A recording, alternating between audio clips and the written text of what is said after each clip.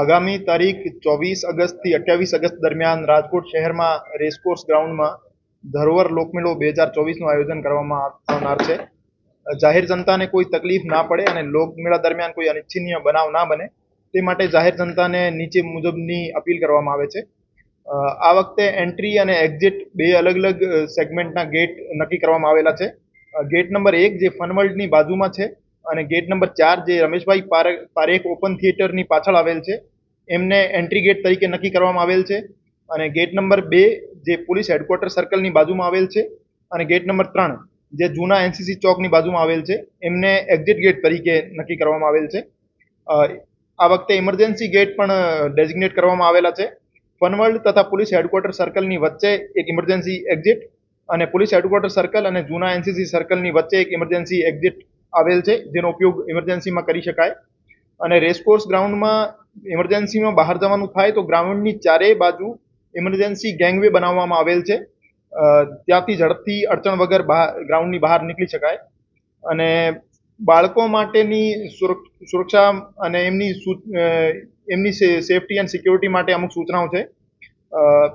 કોઈ પણ બાળક ગુમ થાય અથવા કોઈ પણ વસ્તુ ગુમ થાય તો એના માટે રેસકોર્સ મેદાનમાં ફનવર્લ્ડની બાજુમાં ગેટ નંબર 1 પાસે પોલીસ કંટ્રોલ ડોમ તથા રમેશભાઈ પારેખ ઓપન થિયેટરની બાજુમાં એક પોલીસ કંટ્રોલ રૂમ આવેલ છે. આમાં આપ ઝડપથી સૂચના આપી શકો છો પોલીસને. અને કોઈ પણ બાળક મેળામાં ખોવાય તો પોલીસ કંટ્રોલ રૂમ મારફતે એમનો સંપર્ક કરીને એમને ગોતવામાં આવશે. અને આ બાબતે લોકો દ્વારા તકેદારી રાખવા માટે અમુક સૂચનાઓ છે. નાના બાળકોને મેળામાં જે લાવવાનું થાય તો એમના ખિસ્સામાં એમના વાલીનું નામ અને મોબાઈલ નંબર લખેલી એક ચિઠ્ઠી મૂકવા માટે હું અપીલ કરવા માંગુ છું, જેથી કોઈ બાળક મળી આવે તો પોલીસ એમના વાલીનો ઝડપથી સંપર્ક કરી શકે. અને મહિલા સુરક્ષા બાબતે આ વખતે 2 એન્ટી રોમિયો સ્ક્વોડની વ્યવસ્થા કરવામાં આવેલી છે, જેમાં એક મહિલા પીએસઆઈ અને 4 મહિલા પોલીસ કર્મચારી ખાનગી કપડોમાં ત્યાં પેટ્રોલિંગ કરશે અને કોઈ મહિલાઓની છેડતી અથવા ચેન સ્નેચિંગ જેવા બનાવ ના બને એમને અટકાવવામાં આવશે. બાકી અસામાજિક તત્વો માટે અને ટપોરીઓ માટે પણ 4 અલગ અલગ ટીમો ત્યાં કાર્યરત કરવામાં આવેલી છે, જેમાં પીએસઆઈ કક્ષાના અધિકારી તથા 4 પોલીસ કર્મચારી ખાનગી કપડોમાં રહેશે અને ખિસ્સા કાતરું, ટપોરી, મોબાઈલ ચોર, પાકેટ ચોર એવા માણસોની ઉપર વોચ રાખશે અને એમને ડિટેન કરશે. અને એમના સિવાય રાજકોટ શહેરના તમામ પોલીસ સ્ટેશન અને આજુબાજુના જિલ્લાઓમાંથી એલસીબીના અમુક માણસો જે રીઢા ગુનેગારોને ઓળખે છે એમને પણ અહીંયા બોલાવવામાં આવેલા છે, જે ગેટ ઉપર તથા મેદાનમાં સતત પેટ્રોલિંગ રાખશે અને શંકાસ્પદ માણસો ઉપર વોચ રાખીને એમને ડિટેન કરશે. લોકો દ્વારા આ બાબતે અમુક તકેદારી રાખવાની જરૂર છે, જેમાં પોતાનો કિંમતી સામાન અથવા મોબાઈલ અથવા પાકીટ જે છે એ હું અપીલ કરવા માંગુ છું કે એ સાચવીને રાખે અને ખાસ કરીને મોબાઈલ તથા પાકીટ પાછળના ખીચામાં ના રાખે, જેથી એમની ચોરીનો બનાવ અટકાવી શકાય. અને લોકમેળાની અંદર આવતા લોકોએ શક્ય હોય ત્યાં સુધી સોના ચાંદીના દાગીના અથવા કિંમતી વસ્તુ પોતાની સાથે લાવવાનું ટાળવું હિતાવહ છે. અને પાકીટમાં કિંમતી વસ્તુઓ વધુ રોકડ રકમ અથવા અગત્યના દસ્તાવેજ નહીં રાખવા, જેથી એમની ચોરીના બનાવો અટકાવી શકાય. અને ટ્રાફિક વ્યવસ્થા બાબતે મહેરબાન પોલીસ કમિશનર શ્રી રાજકોટ શહેર દ્વારા એક જાહેરનામું બહાર પાડવામાં આવેલું છે. અને પાર્કિંગ સ્થળો પર રાજકોટ શહેર પોલીસ દ્વારા સીસીટીવી કેમેરાઓની ગોઠવણ પણ કરવામાં આવેલી છે અને બંદોબસ્ત પણ રાખવામાં આવેલો છે. અને જે ડેઝિગ્નેટેડ પાર્કિંગ છે એમના સિવાયની જગ્યા પર કોઈ વાહન પાર્ક કરવામાં આવશે તો એમની ટોઈંગ કરીને એમને દંડ કરવામાં આવશે. અને પાર્કિંગમાં વાહન પાર્ક કરતી વખતે લોકોથી મારી અપીલ છે કે પોતાનો બાઇકનો હેન્ડલ લોક કરે અને નંબર પ્લેટ વગરના વાહનો ત્યાં પાર્ક ના કરે, કેમ કે નંબર પ્લેટ વગરના વાહનોની ચોરીની શક્યતાઓ વધારે હોય છે. અને જે ડેઝિગ્નેટેડ પાર્કિંગ છે એમાં અંદર જ વાહન પાર્ક કરે, રોડ ઉપર ખુલ્લામાં વાહન પાર્ક કરીને ન જતા રહે. એમના સિવાય અમુક બાબતો છે જેનાથી હું જાહેર જનતાને વાકેફ કરવા માંગુ છું. ગેટ નંબર 2 જે પોલીસ હેડક્વાર્ટરની બાજુમાં છે, આમાં એક હેલ્થ કેમ્પ માટેનો ડોમ આવેલો છે, તો કોઈ પણ મેડિકલ ઇમરજન્સી કોઈને થાય તો ત્યાં સંપર્ક કરી શકાય. મેળા દરમિયાન કોઈ પણ પ્રકારની અફવા ઉપર ધ્યાન આપવું નહીં અને કોઈ પણ બાબતથી પેનિક થવું નહીં.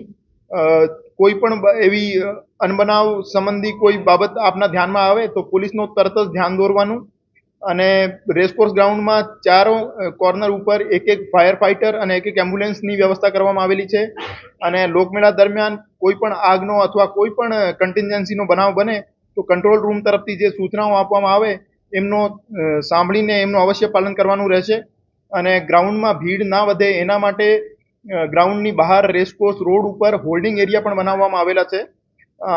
હોલ્ડિંગ એરિયામાં ભીડને નિયંત્રણ કરવા માટે આપને જે પણ સૂચનાઓ આપવામાં આવે પોલીસ દ્વારા તો એમને પૂરેપૂરો સહકાર આપવો અને મેળાની જગ્યામાં ભીડ ઓછી થાય એના માટે ત્યાં બહાર હોલ્ડિંગ એરિયામાં લો એન્ડ ઓર્ડરના ઇસ્યુ ક્રિએટ નહીં કરવા માટે હું આપને અપીલ કરવા માંગુ છું. અત્યાર સુધી ટોટલ 544 પોલીસ કર્મચારી અધિકારી હોમગાર્ડનો બંદોબસ્ત ગોઠવવામાં આવેલો છે અને આમાં 44 અધિકારીઓ પણ એના ઉપર સુપરવિઝન માટે રાખેલા છે. હોલ્ડિંગ એરિયાની પણ લેયરિંગ કરવામાં આવેલી છે. First holding area, second layer holding area, third layer holding area, તો લેયર વાઇઝ છે. ફર્સ્ટ હોલ્ડિંગ એરિયામાં ઓવરક્રાઉડિંગ થઈ જશે તો સેકન્ડ હોલ્ડિંગ એરિયામાં લોકોને રાખવામાં આવશે. સેકન્ડમાં ઓવરક્રાઉડિંગ થયાથી થર્ડમાં રાખવામાં આવશે. અલગ અલગ હોલ્ડિંગ એરિયા છે, અલગ અલગ હોલ્ડિંગ એરિયા.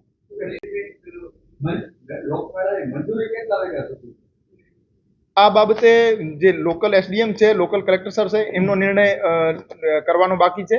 આના તરફથી આપને લોકોને સૂચિત કરવામાં આવશે.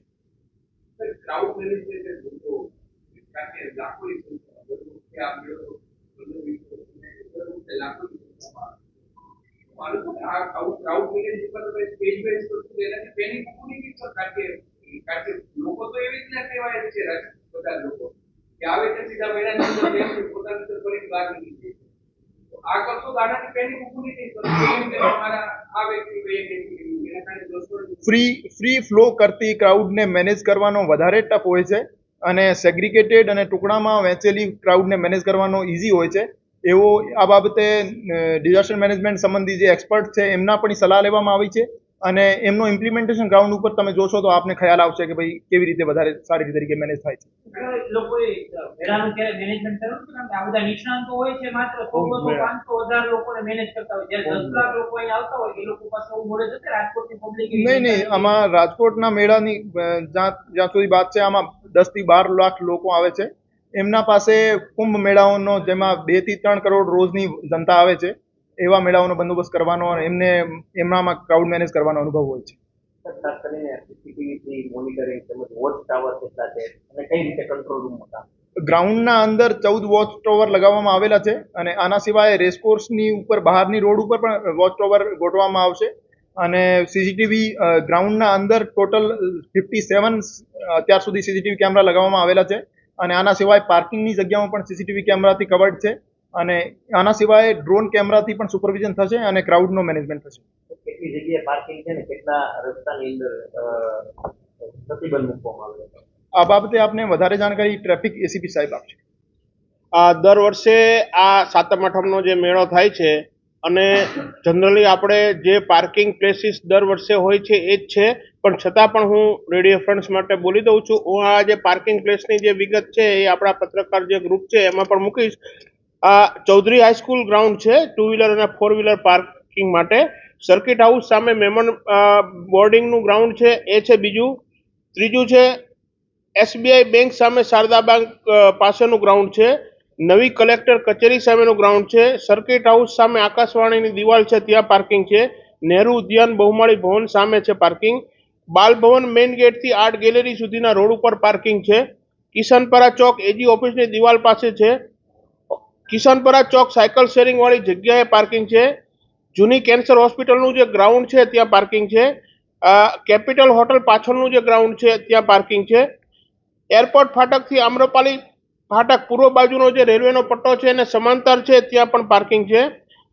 આયકર વાટિકા સામે ખુલ્લી જગ્યા પાસે રિલાયન્સના ગ્રાઉન્ડ છે ત્યાં પાર્કિંગ છે. એરપોર્ટ ફાટકથી શ્રેષ્ઠ સોસાયટી પાસે ગુજરાત રાજ્ય સહકારી કૃષિ અને ગ્રામીણ વિકાસ બેંકનું ગ્રાઉન્ડ છે એમાં પાર્કિંગ છે. અને હોમગાર્ડ ઓફિસર કોલોની બહુમાળી ભવન છે એમાં સરકારી વાહનો માટે પાર્કિંગ છે. પત્રકાર મિત્રો માટે જે એસપી રૂરલ સાહેબની જે બંગલો છે એ ગલીમાં આપણે દર વખતે હોય છે ત્યાં જ એમનું પાર્કિંગ છે. હવે બીજું જે ડાયવર્ઝનની વાત કરીએ તો આ પોલીસ હેડક્વાર્ટર સર્કલ પાસે પોલીસ હેડક્વાર્ટરથી લોકમેળાના મેઇન ગેટ તરફ વાહન જવા દેવામાં નહીં આવે, એટલે ત્યાં બેરિકેડ હશે. બહુમાળી ભવન ચોકમાં બેરિકેડ કરી વાહન મુખ્ય ગેટ તરફ નહીં જવા દેવા માટે બેરિકેડ હશે. જૂની એનસીસી ચોક છે ત્યાં પણ બેરિકેડ હશે અને આગળ નહીં જવા દેવામાં આવે. મારુતિનગર શેરી નંબર 1 નટરાજ ગોલ સામે એરપોર્ટ રોડથી બેરિકેડથી રોડ બંધ કરી દેવામાં આવશે. બેંક ઓફ ઇન્ડિયા અધિકારી નિવાસસ્થાનવાળી શેરી Shreyas society, racecourse ring road traffic બંધ કરવા માટે ત્યાં પણ બંધ હશે. મેયર મંગલાવાળી જે શેરી છે ત્યાંથી પણ બંધ કરવામાં આવશે. જિલ્લા પંચાયત ચોક છે ત્યાંથી પછી જરૂરિયાત મુજબ આગળ બંધ કરવામાં આવશે. રૂરલ એસપી સાહેબના બંગલાવાળી શેરીના ખૂણે પણ પ્રેસ મીડિયાને આ પાર્કિંગ આમાં આપેલા પ્રેસના કાર્ડ જોઈને જ એમાં આવવા દેવામાં આવશે. રેસકોર્સ ગ્રાઉન્ડ લોકમેળાના મુખ્ય ગેટથી ગોસલિયા માર્ગ આમાં પણ બેરિકેડ કરી અને વાહનને રોકવામાં આવશે. ટ્રાફિક ઓફિસની સામે એસીપી ટ્રાફિક ઓફિસની સામે રૂડા બિલ્ડિંગથી જે ટ્રાફિક છે એ પછી પીએચક્યુ તરફ જવા દેવામાં નહીં આવે. સીઆઈડી આઈબી ઓફિસ વાળો જે ચોક છે ત્યાંથી રૂરલ એસપી સાહેબના બંગલા તરફ વાહન જવા દેવામાં નહીં આવે. સૂરજ એક એપાર્ટમેન્ટ સામે શ્રોફ રોડ ત્યાં પણ ટ્રાફિક બંધ કરવામાં આવશે. ચાણક્ય બિલ્ડિંગ ચોક છે ત્યાંથી બહુમાળી ચોક તરફ વાહન જવા દેવા નહીં આવે. રહેણાંક અને નોકરી કરતા હોય તેઓના આઈ કાર્ડ અને મુક્તિ પાસના આધારે એમને પ્રૂફ જોઈને જવા દેવામાં આવશે. સર્કિટ હાઉસ સામેની શેરી બેરિકેડથી બંધ કરી અને ગેલેક્સી 12 માળ બિલ્ડિંગ તરફ જરૂર જણાય ત્યારે વાહન જવા દેવામાં આવશે, બાકી જવા દેવામાં આવશે નહીં. અને આઈ કાર્ડ અને મુક્તિ પાસ અને રહેઠાણનું પ્રૂફ જોઈને જવા દેવામાં આવશે. અને આઈ કાર્ડ વાટિકા પાસે રિલાયન્સ ગ્રાઉન્ડ છે ત્યાં ગેલેક્સી આટલી જગ્યાએ છે બહુમાળી ભવન ચોક વાહન બંધ કરી બેરિકેડથી બંધ કરી અને બહુમાળી ભવન ચોક તરફ વાહન નહીં જવા દેવામાં આવે. તો આ Amrapali underbridge racecourse ring road ત્યાં જરૂરિયાત જણાય આમ્રપાલી અંડરબ્રિજથી બેરિકેડ કરવામાં આવશે. આ સિવાય બીજું ખાસ કરીને બીજા ફેરફાર નથી, પણ એસટીનો જે રૂટ છે ખાસ કરીને મોરબી અને જામનગર તરફથી જે વાહનો આવે છે તો એના માટે આપણે સાંઢિયા પુલનું અત્યારે કામ ચાલે છે તો એ બંધ છે. તો એના સંદર્ભમાં આપણે એને માધાપર ચોકડીથી રૈયા ચોકડી ઓવરબ્રિજ, રૈયા ચોકડી ઓવરબ્રિજ, ઇન્દિરા સર્કલ, કોટેજા ચોક, મહિલા અંડરબ્રિજથી Tagore road, Astron Chowk, Virani school, Bharat fast food, Harihar Chowk, Yagnik રોડથી એસટી બસ તરફનો રૂટ ગોઠવવામાં આવેલો છે. આ